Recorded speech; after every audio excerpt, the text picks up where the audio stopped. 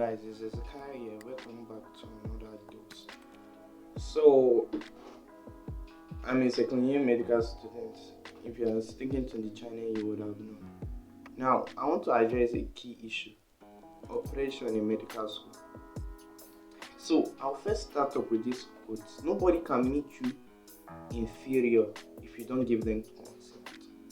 Now, in medical school is said to be the accumulation of bright students, but not only bright students, average students, and even students that may not be average. If they are intelligent enough, they'll be able to enter medical school. If you ace your WAEC or your any O level and you ace your JAM and you have the required documents, you'll be able to enter into medical school. But once you enter medical school, I remember when I resumed, you are hearing people lateral one third, medial one third, you will go here, you will go there. I was like, how would this be? So I remember because I resumed very early.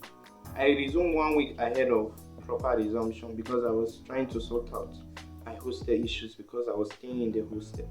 So when I went, I met my colleague. They were writing their first professional exam as at then. He was telling me that when he came, there were some guys that were coming. We used to call it when you oppress somebody, because you went to post stops. You went to post stops. So said the guy was just pouring stops on him. It was like he said he was just busy receiving it. He was receiving it. So after some time, in the long run, he said those people who were oppressing later forgot because they were reading to oppress, not to read to understand.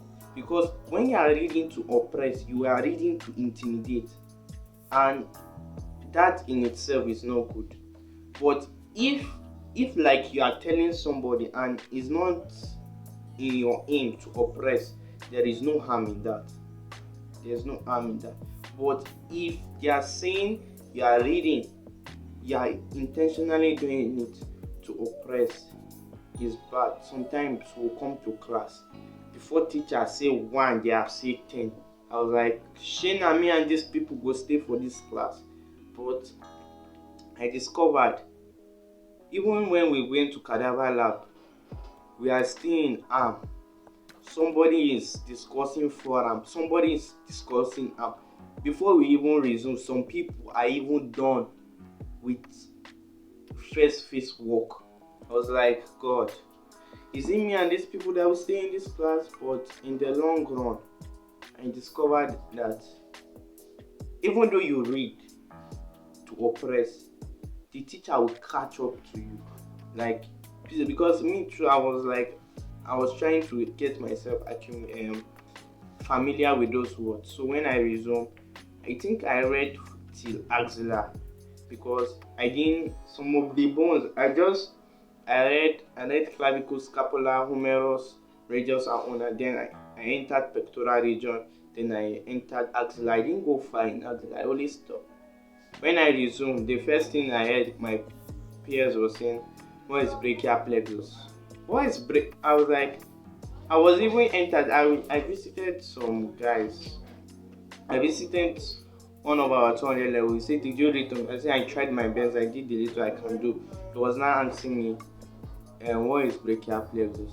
I said I did not read to that point. He now asked me, where did I read? I said, this is where I read. So he now asked me question from where I read. I couldn't answer. But that in itself is not oppression. It's just trying to help you that you know where to read. Now there is a thin line drawn between oppression and helping. Like if you are asking to help, like you are asking to challenge, like this bro, you still have things to do. That in itself is helping. But when you are reading to oppress, you have read in the night, you have done TDB, we call it TDB. You have done TDB and you entered class, Kai, what is this one? What is that one? And nobody could answer, and you are feeling, yes, I have arrived, nobody knows. In the long run, you will later forget. So we should, even though you read ahead and you feel you have those thoughts, instead of oppressing, teach your fellow guys.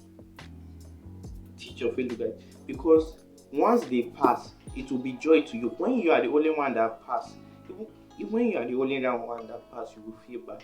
But once you drag everybody up, you are not oppressing, because if you are teaching to help others, you will draw more other people to you. But if you are oppressing, you are pushing a lot of people to you.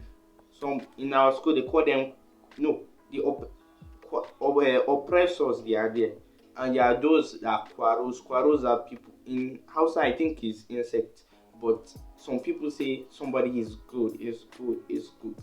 And some oppressors sometimes, when they have finished bombarding you with their lot of stuff, they will say Kanaroa, that means you're inside water. There's a lot of work to do. But if you find yourself in that line of oppressor, please I advise, get out of it. It is not helpful. It's deeming for you, it is damning to you, and you will get no benefit. You will end up getting a lot of enemies. But once you are helping others, you tend to draw people to yourself. So thank you for watching this video. I hope to see you in the next video. Bye.